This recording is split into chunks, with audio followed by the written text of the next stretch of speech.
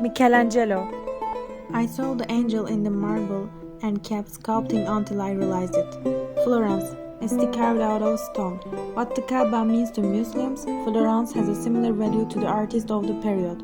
The main way to understand and get to know an artist is to know the society and environment in which he lives, while interpreting his works. He was born in Caprese in 1474 as the second child of the Bonetta family. His father wrote the day of his birth on the lines as follows. I remember it like today, March 6, 1474. A son was born, named him Michelangelo. He was born on a Monday for 5 hours before dawn when I was mayor of Caprese. He was apprenticed at the age of 13 in Florence, which turned into a construction site next to the fresco painter Domenico Ghirlandaio. Michelangelo's teachers were always criticizing his lessons and his situation at school, and Michelangelo was running away from the lessons and going to the pattern design and driving lessons in the church, and he felt that he belonged here. In short, we can say that student life is spent with the driving teachings of Giotto and Botticelli. While the sculptors of the period such as Botticelli and the young Leonardo da Vinci were wandering the streets, it was impossible not to be impressed by their art. The best teaching in every art movement is to imitate the master.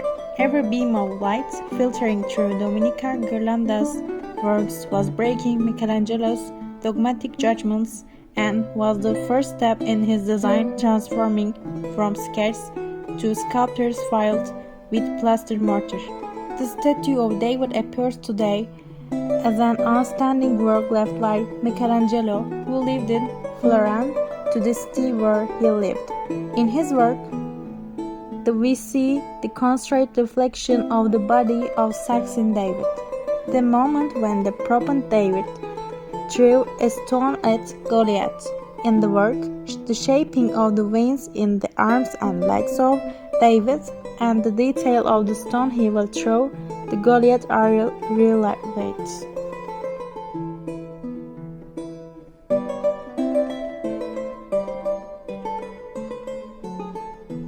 Michelangelo, who has advanced knowledge of anatomy, performs his art with exact measurements based on the male form in this work.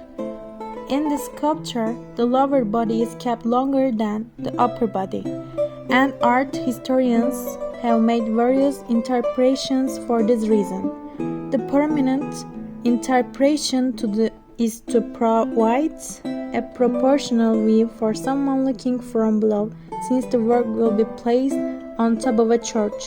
Not only the people of Florence were affected by the work, but also Leonardo da Vinci, one of the main artists of the period.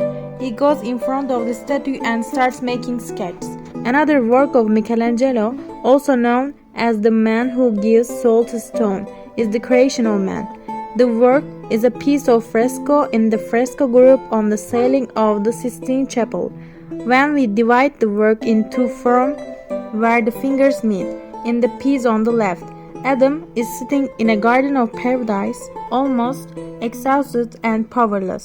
The musculoskeletal system in the body is reflected in detail and close to perfection. Biblical, God created man in his image. Inspired by the sentence, the body lines of Adam are very similar to the body lines of the God. The God's body is young and strong, his hair and beard and depicted in white, symbolizing a wise stance. In the picture, it looks as if the God will transfer life in energy by touching the man. Another extraordinary idea in the fresco by depicted the cut of the brain lobe behind God and the angels next to him, shows those who see the God when intelligence to man and gave him the ability to use it. Although the statue seems small compared to the church it is in, Michelangelo reflected the relationship of the Virgin Mary embracing her son's dead body or her niece, Mariam, who looks so young and beautiful. We can feel the weight of the dead body with its knees spread out of the supports of her son's body. Michelangelo turned all this marble into flesh, and we can understand the weight of the body that this weight belongs to. And in the body of Jesus is very realistic. We see the body of a young man, his rib cage, his abdominal muscles. There is an interesting contrast in the figure of Mary. She is extremely cute and beautiful, but she is big and mighty enough to easily carry this body in her arms. Mary bows her head and looks at him, while Jesus' head dropped back, and Jesus' neck is completely open and defenseless.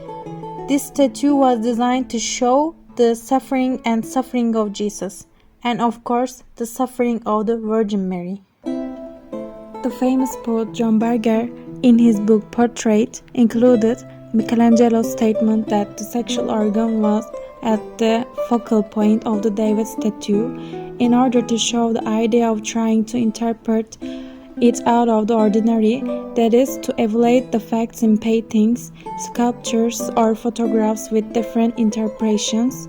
The comment he expresses to John Berger on this subject is an expression of his sincerity, or perhaps the fact that his aesthetic criterion has led him to such a description, because, according to John Berger, the uniqueness of the body could only become tangible in this way.